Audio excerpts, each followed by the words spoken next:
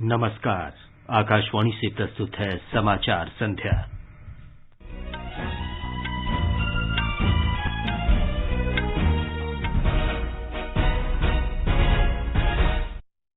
प्रधानमंत्री नरेंद्र मोदी ने नई दिल्ली में कोविड वैक्सीन निर्माताओं के साथ बातचीत की। वैक्सीन निर्माताओं ने देश में 100 करोड़ कोविड टीके लगाने की उपलब्धि में प्रधानमंत्री के नेतृत्व को महत्वपूर्ण बताया। राष्ट्रव्यापी टीकाकरण अभियान के अंतर्गत अब तक 101 करोड़ 30 लाख से अधिक टीके लगाए गए। स्वस्थ होने की दर 98.16% है।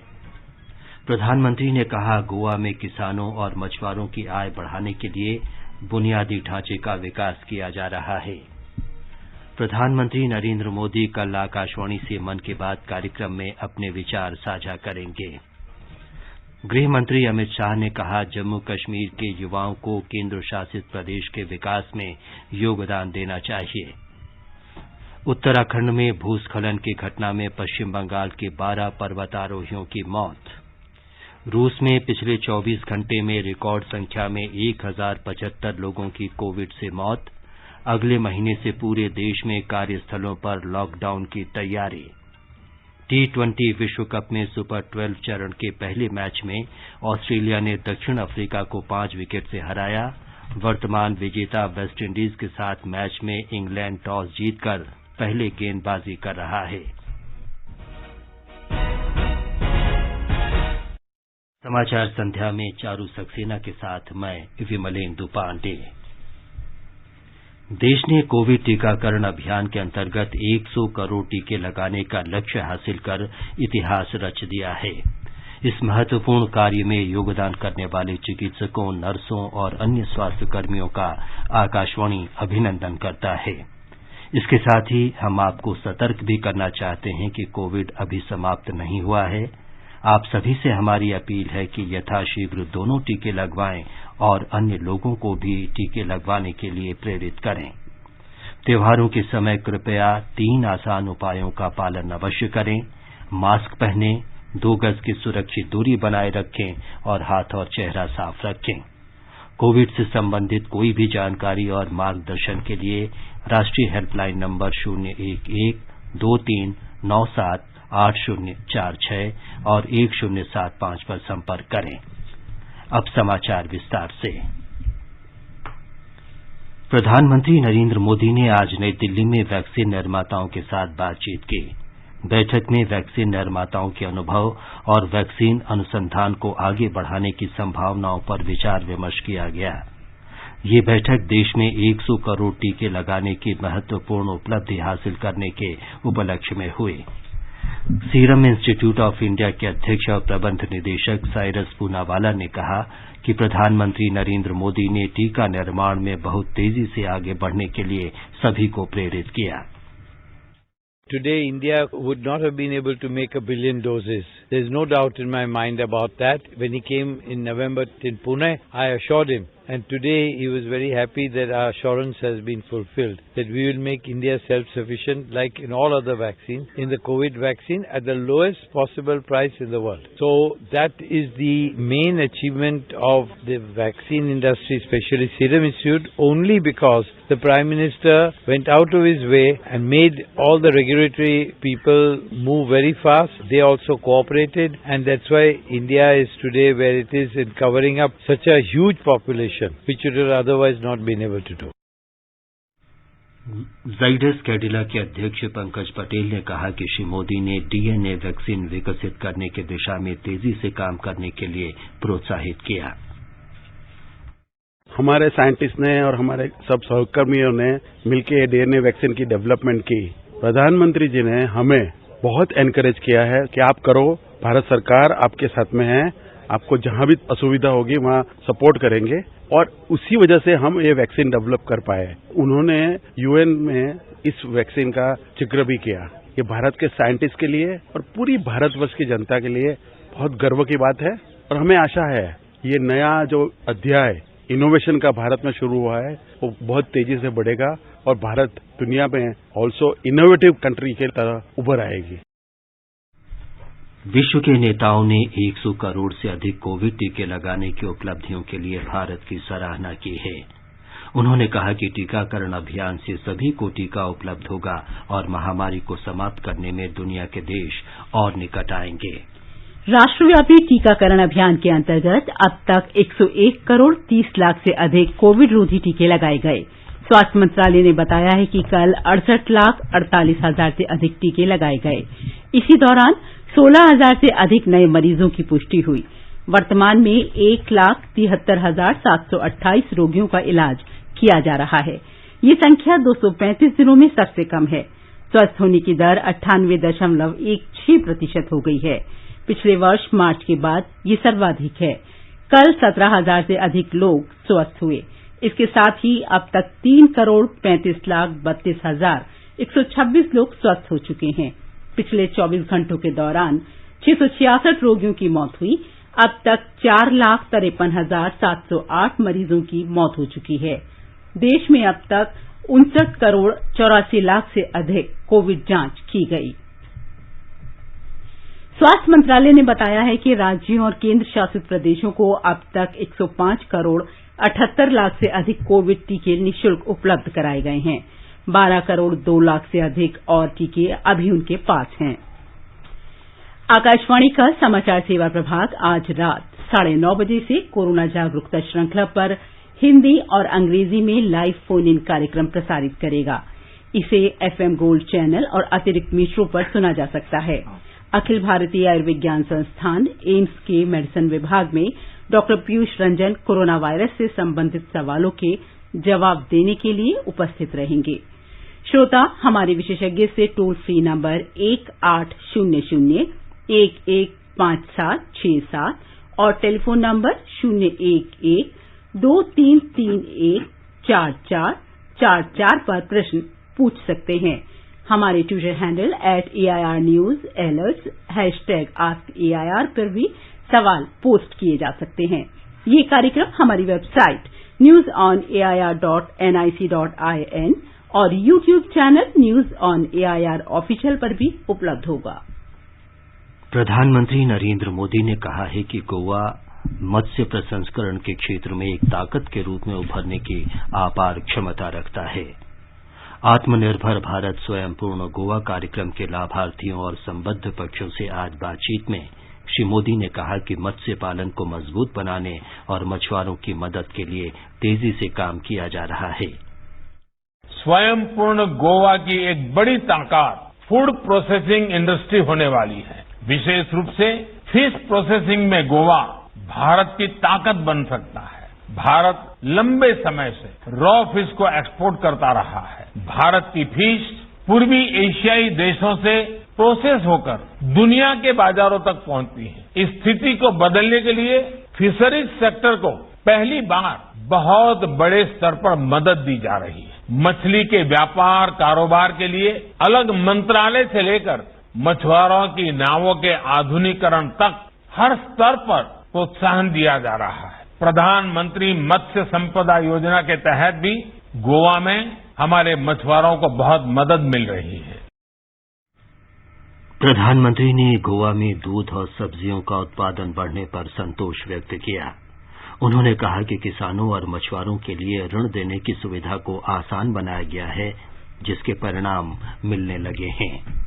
प्रधानमंत्री ने कहा कि स्वयं पूर्ण गोवा का मतलब आम आदमी, माताओं, बेटियों और युवाओं की आकांक्षाओं को पूरा करना और उनके उज्जवल भविष्य के लिए आशा की किरण जगाना है।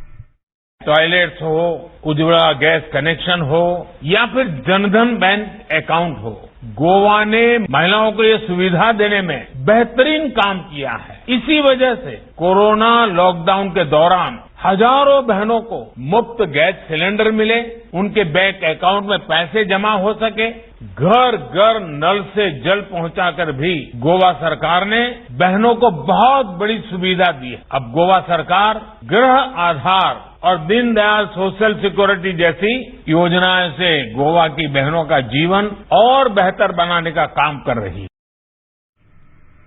श्री मोदी ने कहा कि गोवा ने 100% टीकाकरण के लक्ष्य को हासिल किया।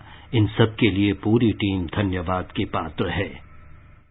भारत के वैक्सीनेशन अभियान में भी गोवा सहित देश के उन राज्यों को विशेष प्रोत्साहन दिया गया है जो टूरिज्म के केंद्र है। इसमें गोवा को भी बहुत लाभ हुआ है। गोवा ने दिन रात प्रयास करके अपने यहाँ सभी पात्र लोगों को वैक्सीन की पहली डोज लगवाई। अब देश ने भी 100 करोड़ वैक्सीन डोज का आंकड़ा पार कर लिया है। इससे देश के लोगों में विश्वास बढ़ा है, टूरिस्टों में विश्वास बढ़ा है। अब जब आप दिवाली, क्रिसमस और न्यू ईयर की तैयारी कर रहे हैं तो त्योहारों और छुट्टियों के इस सीजन में गोवा के टूरिज्म सेक्टर में नई ऊर्जा देखने को मिलेगी।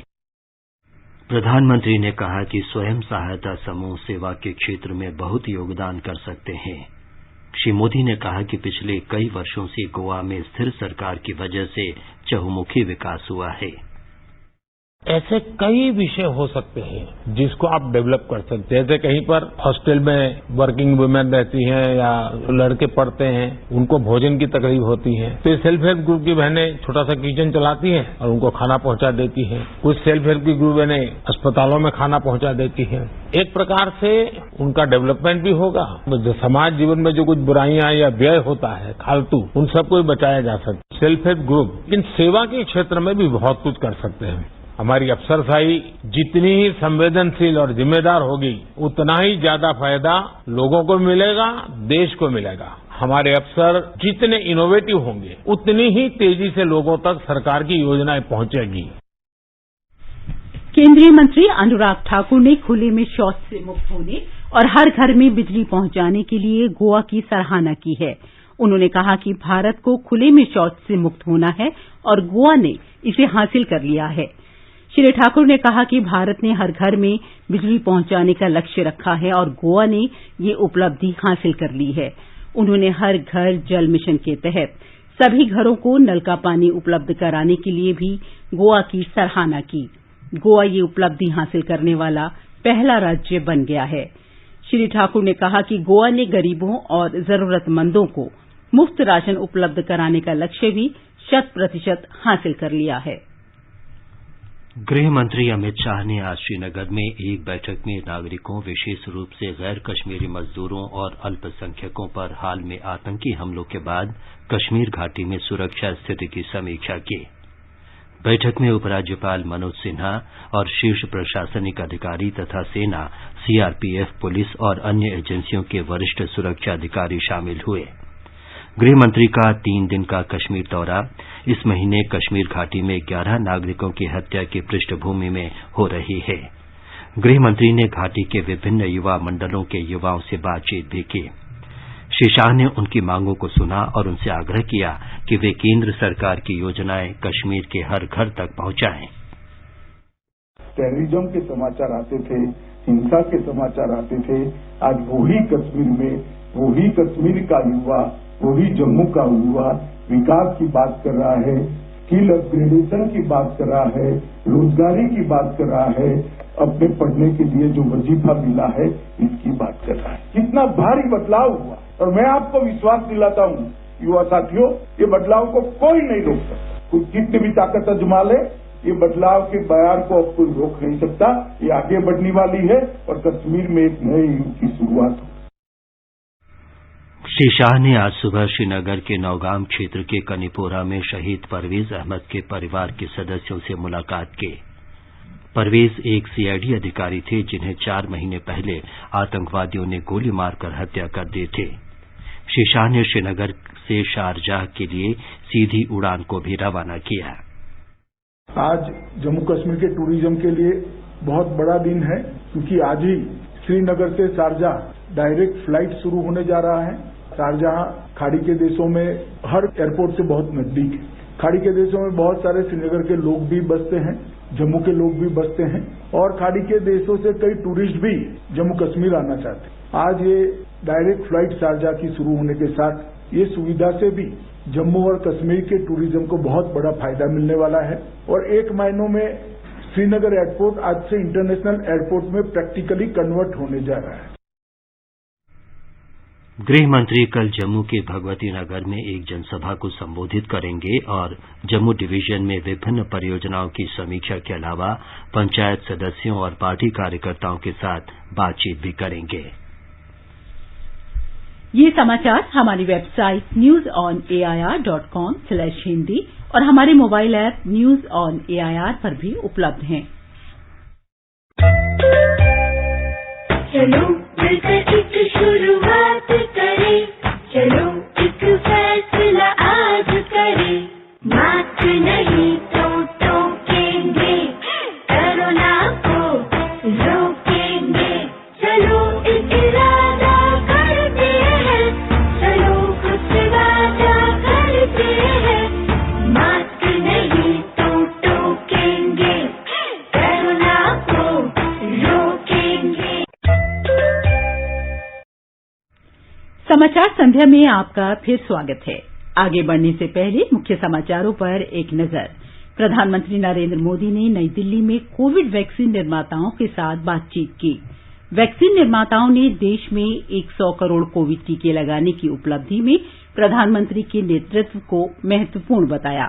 राष्ट्रव्यापी टीकाकरण अभियान के अंतर्गत अब तक 101 करोड़ 30 लाख से अधिक टीके लगाए गए।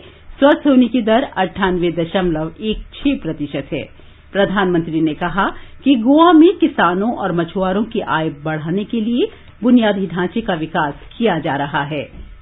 प्रधानमंत्री नरेंद्र मोदी कल आकाशवाणी पर मन की बात कार्यक्रम में अपने विचार साझा करेंगे। गृहमंत्री अमित शाह ने कहा, जम्मू कश्मीर के युवाओं को केंद्र शासित प्रदेश के विकास में योगदान देना चाहिए। उत्तराखंड में भूस्खलन की घटना में पश्चिम बंगाल के 12 पर्वतारोही की मौत। रूस में पिछले 24 घंटे में रिकॉर्ड संख्या में 1075 लोगों की कोविड से मौत हुई।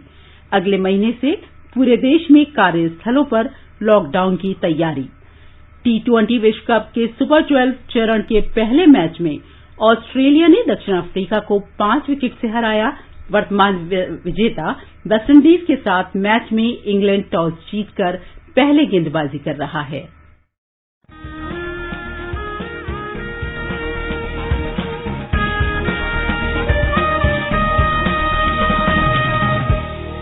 आजादी के आंदोलन के खजाने में ऐसे ढेरों शब्द जिन्होंने बदल दिए इतिहास। तारीख बदलने वाले लफ्जों पर आकाशवाणी समाचार ला रहा है विशेष कार्यक्रम धरोहर हर सोमवार।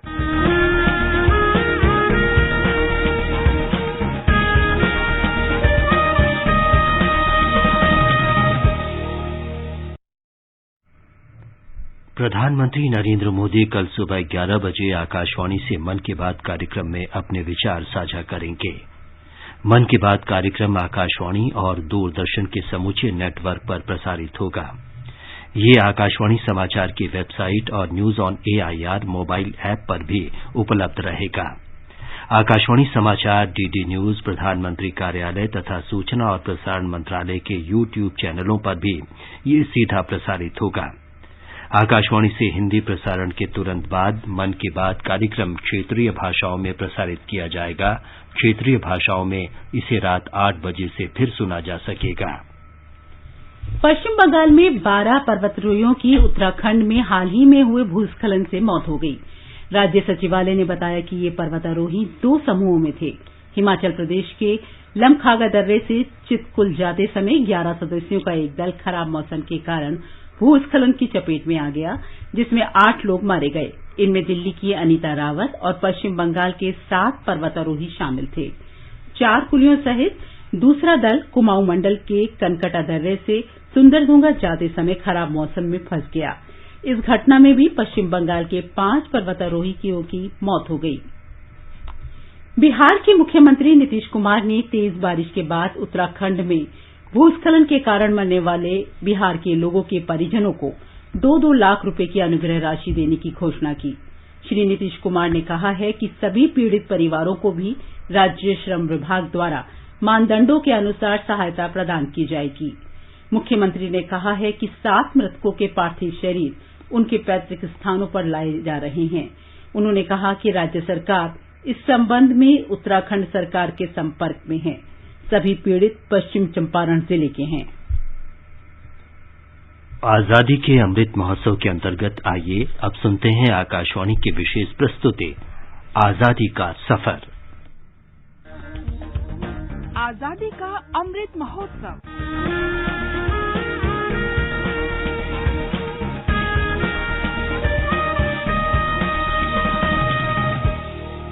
आजादी का सफर आकाशवाणी के संग भारत का शानदार स्वाधीनता संघर्ष आधुनिक विश्व के महानतम संघर्षों में से एक है।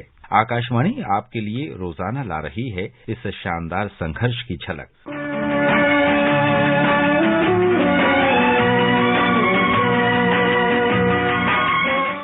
23 अक्टूबर 1778 को कित्तूर की रानी चेन्नम्मा की जयंती है।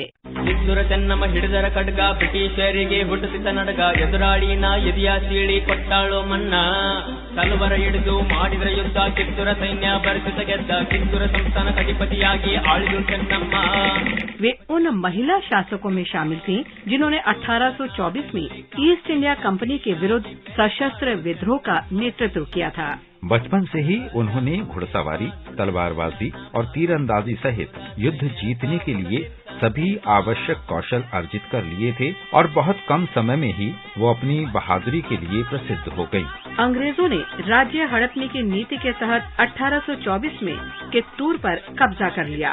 जब महारानी ने ब्रिटिश कब्जे का विरोध शुरू किया तो ब्रिटिश सेना ने 400 बंदूकों से लैस 20,000 सैनिकों के साथ 1824 में कित्तूर पर हमला कर दिया। उनका इरादा कित्तूर के आभूषणों और 15 लाख रुपए के खजाने पर कब्जा करके कित्तूर को आर्थिक रूप से कमजोर करना और महारानी को सिंहासन से उतारना था। अंग्रेजों के मुकाबले में कम सेना के बावजूद चेन्नम्मा ने दुश्मनों को कड़ी टक्कर दी और पहला युद्ध जीता। ब्रिटिश सेना को जबरदस्त नुकसान उठाना पड़ा और 2 ब्रिटिश अधिकारी सर वॉल्टर इलियट तथा स्टीवेंसन को बंधक बना लिया गया। इससे चेन्नम्मा को संघर्ष विराम के लिए अपनी शर्त मनवाने में आसानी हुई। चेन्नम्मा युद्ध समाप्त करने और अपने बेटे को सिंहासन पर बैठाने की शर्त पर ब्रिटिश बंधकों को रिहा करने पर सहमत हो गयी। ईस्ट इंडिया कंपनी के कमिश्नर चैपलिन ने ये शर्त मान ली और बंधक रिहा कर दिए गए। हालांकि अप्रत्याशित रूप से ब्रिटिश सेना ने दूसरा युद्ध छेड़ दिया। वे एक महिला से अपमानजनक हार को पचा नहीं पा रहे थे, इसलिए उन्होंने मैसूर और सोलापुर में सेना के बीच घुसपैठ की साजिश रची। उन्होंने चेन्नम्मा के 2 सैनिकों को तोड़ लिया और बारूद में गोबर और कीचड़ मिलवा दिया। इस बार चेन्नम्मा को पकड़ लिया गया और बेलहोंगल किले में जीवन भर के लिए कैद कर दिया गया। 21 फरवरी 1829 को चेन्नम्मा का स्वर्गवास हो गया। रानी चेन्नम्मा का अंतिम संस्कार बेलहोंगल तालुक में किया गया। उनकी विरासत और पहली जीत अब भी कित्तूर में धूमधाम से याद की जाती है और 22 से 24 अक्टूबर के दौरान कित्तूर उत्सव मनाया जाता है।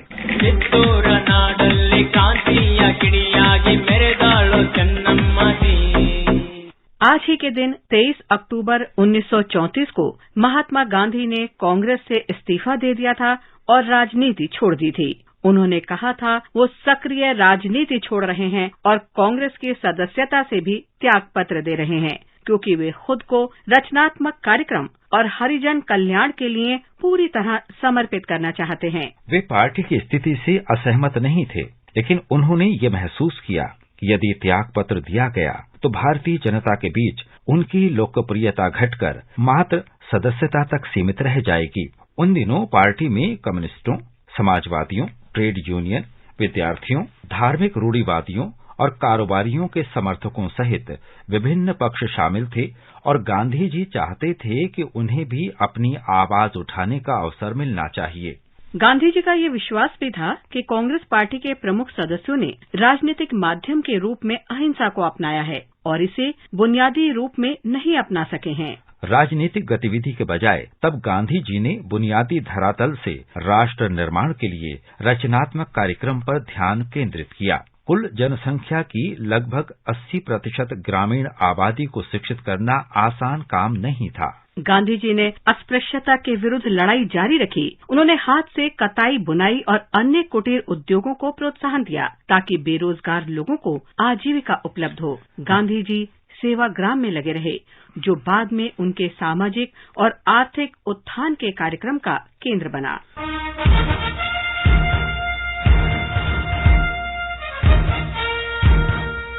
आज बस इतना ही। आजादी का सफर आकाशवाणी के संग। कल फिर मिलेंगे नई कड़ी के साथ।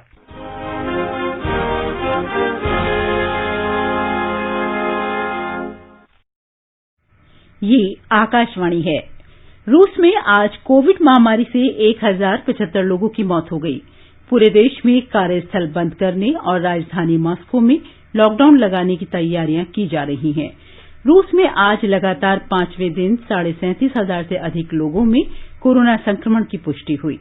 विश्व के पहले कोविड रोधी वैक्सीनों में एक विकसित करने के बावजूद रूस केवल 1/3 आबादी का ही टीकाकरण कर सका, जो यूरोप में सबसे नीची दरों में से एक है। बांग्लादेश में दुर्गा पूजा के दौरान अल्पसंख्यक हिंदू समुदाय पर हुए हमले के विरोध में कई शहरों में धरना प्रदर्शन और विरोध मार्च निकाले गए। राजधानी ढाका में राष्ट्रीय संग्रहालय के सामने हिंदू बौद्ध ईसाई ओक्यू परिषद धरने और भूख हड़ताल पर हैं। प्रदर्शनकारियों ने शाहबाग चौराहे को भी जाम कर दिया, जिससे मुख्य सड़क पर यातायात अवरुद्ध हो गया। प्रदर्शनकारियों ने 13 अक्टूबर को कमिला दुर्गा पंडाल में कुरान रखने के मद्देनजर हिंदुओं पर हमले की निंदा की। उन्होंने हिंसा के दोषियों की गिरफ्तारी की भी मांग की। दुर्गा पूजा कार्यक्रमों के दौरान अल्पसंख्यक हिंदू समुदाय पर हुए हमलों के खिलाफ पूरे बांग्लादेश में पिछले कई दिनों से विरोध प्रदर्शन जारी है। प्रधानमंत्री नरेंद्र मोदी ने भारतीय हॉकी में योगदान के लिए रुपिंदर पाल सिंह की सराहना की है। रुपिंदर पाल ने भारतीय हॉकी टीम से संन्यास की घोषणा की है। प्रधानमंत्री ने रुपिंदर को लिखे पत्र में टोक्यो ओलंपिक में उनके शानदार प्रदर्शन का उल्लेख करते हुए कहा कि कांस्य पदक जीतना भारतीय हॉकी के लिए एक ऐतिहासिक क्षण था। रुपिंदर पाल सिंह ने कहा कि प्रधानमंत्री से पत्र पाकर वे अभिभूत हैं। उन्होंने कहा कि एथलीटों को प्रधानमंत्री के निरंतर समर्थन ने सर्वश्रेष्ठ प्रदर्शन के लिए प्रेरित किया है। T20 क्रिकेट विश्व कप के सुपर 12 के दूसरे मुकाबले में दुबई में इंग्लैंड के साथ मैच में वेस्टइंडीज ने ताजा समाचार मिलने तक 10 ओवर में 6 विकेट पर 44 रन बना लिए हैं। इंग्लैंड ने टॉस जीतकर गेंदबाजी करने का फैसला किया। पहले मुकाबले में ऑस्ट्रेलिया ने दक्षिण अफ्रीका को 5 विकेट से हरा दिया। 119 रन का लक्ष्य ऑस्ट्रेलिया ने 19 ओवर और 4 गेंदों में हासिल कर लिया। कल शाम 7:30 बजे दुबई में भारत का मुकाबला पाकिस्तान से होगा। आकाशवाणी से विश्व कप का आंखों देखा हाल FM रेनबो से प्रसारित किया जा रहा है। भारत में पहली बार IVF के माध्यम से बनी नस्ल की भैंस के बच्चे का जन्म हुआ है। इसके साथ ही भारत का ओवम पिकअप IVF का काम अगले चरण में पहुंच गया है। प्रधानमंत्री नरेंद्र मोदी ने पिछले वर्ष गुजरात के कच्छ के दौरे के समय बन्नी नस्ल के बारे में बात की थी। अगले ही दिन ओवम पिकअप और बन्नी भैंस के IVF के लिए आवश्यक प्रक्रियाओं की योजना बना दी गई। मत्स्य पालन, पशुपालन और डेयरी मंत्रालय ने कहा है कि सरकार और वैज्ञानिक समुदाय को भैंसों के IVF के क्षेत्र में बहुत बड़ी संभावना दिख रही है। अंत में मुख्य समाचार एक बार फिर।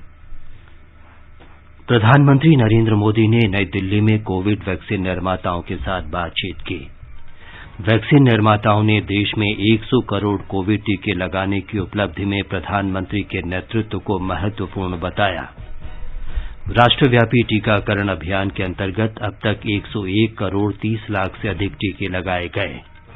स्वस्थ होने की दर 98.16%। प्रधानमंत्री ने कहा कि गोवा में किसानों और मछुआरों की आय बढ़ाने के लिए बुनियादी ढांचे का विकास किया जा रहा है।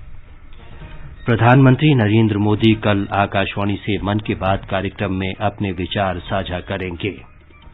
गृह मंत्री अमित शाह ने कहा, जम्मू कश्मीर के युवाओं को केंद्र शासित प्रदेश के विकास में योगदान देना चाहिए। उत्तराखंड में भूस्खलन की घटना में पश्चिम बंगाल के 12 पर्वतारोहियों की मौत।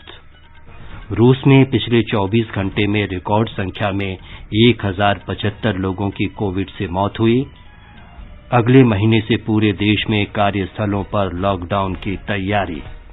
और T20 विश्व कप में सुपर 12 चरण के पहले मैच में ऑस्ट्रेलिया ने दक्षिण अफ्रीका को 5 विकेट से हराया।